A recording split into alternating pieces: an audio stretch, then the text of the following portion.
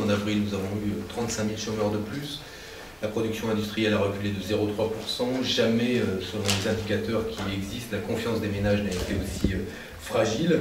Et la réponse du Premier ministre à tout cela, c'est la mise en place d'une politique de privation et d'austérité, parce qu'après tout, c'est bien cela qu'il mettra en place, une politique qui continue à garantir l'abondance pour une minorité, mais impose des privations à l'immense majorité des Français, des privations dont on voit aujourd'hui, dont on connaît aujourd'hui une partie du détail. Ce sera la poursuite du non-remplacement d'un fonctionnaire sur deux, mais surtout un gel des crédits d'intervention de la puissance publique et un objectif de 45 milliards d'euros de baisse de la dépense publique d'ici 2013.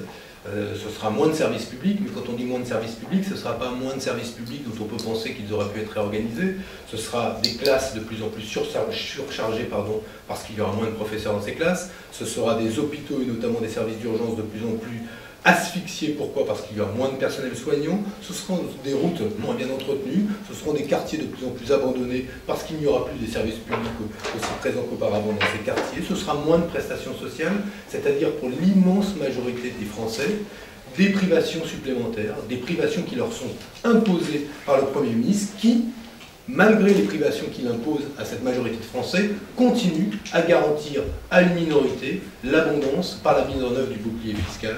C'est une politique non seulement injuste sur le plan social, mais qui est en plus parfaitement inefficace sur le plan économique, parce que ce n'est pas dans les moments où justement on rencontre un déficit de croissance des ménages, une situation particulièrement tendue sur le plan de l'emploi, c'est pas ce moment-là qu'il faut choisir pour réduire la dépense, c'est l'exact contraire qu'il faudrait faire.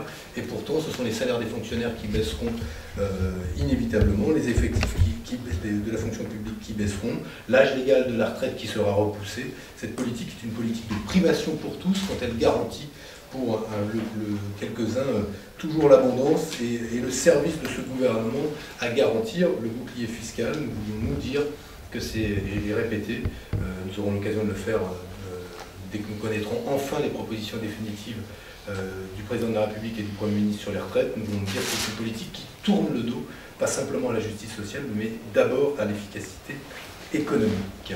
C'est surtout pour des centaines de milliers d'ouvriers, dans les quelques années qui viennent, il va falloir attendre un peu plus longtemps le moment où l'âge légal de départ à la retraite, en dépit du fait qu'ils ont cotisé suffisamment d'annuités pour pouvoir partir.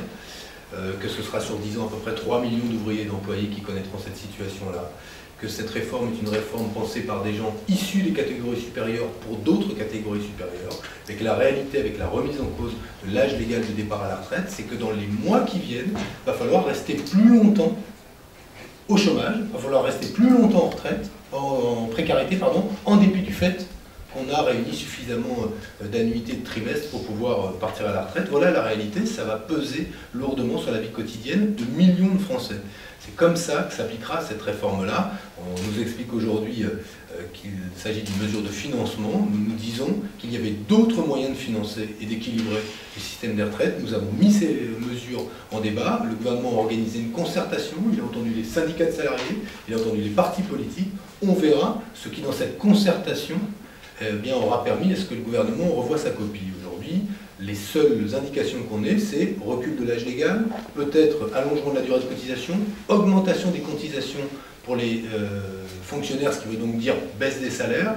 On voit que pour l'essentiel, il s'agit de mesures qui mettent à contribution les salariés d'aujourd'hui et les retraités de demain. Parce que, inévitablement, ces mesures affecteront leur niveau de pension. Ce sont donc des mesures dont nous disons et maintenant qu'elles sont injustes et justifient que nous nous battions jusqu'au bout contre le recul de l'âge légal.